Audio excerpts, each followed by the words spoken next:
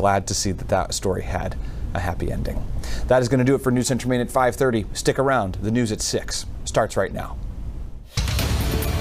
Ahead in this half hour.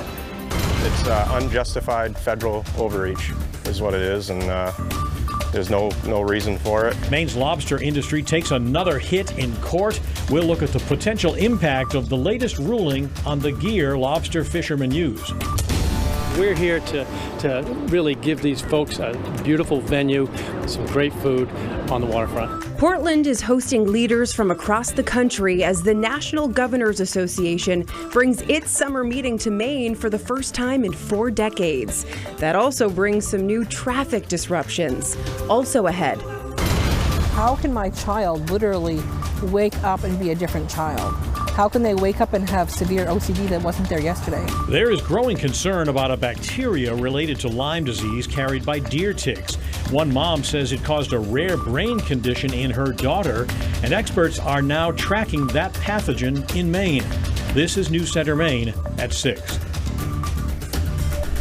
The legal reprieve Maine's lobster industry thought it had when it comes to being able to fish in federal waters has just been pulled.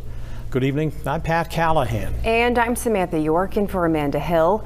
Maine's lobstermen had sued to block a federal ban on fishing in a 1,000 square mile area in the Gulf of Maine between October and January. That's the area you see in red. The feds put the ban in place to protect endangered right whales because regulators said the whales, which migrate at that time, could get tangled in the lines lobstermen use to haul up their traps.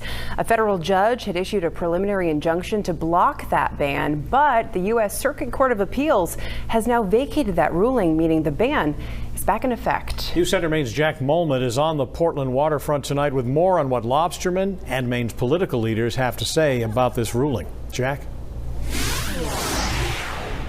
Pat and Sam, this is the same exact ban that we saw last year that, if it goes into effect in a few months, would inadvertently block off nearly 1,000 square miles of open water for Maine lobstermen. Now, last year, the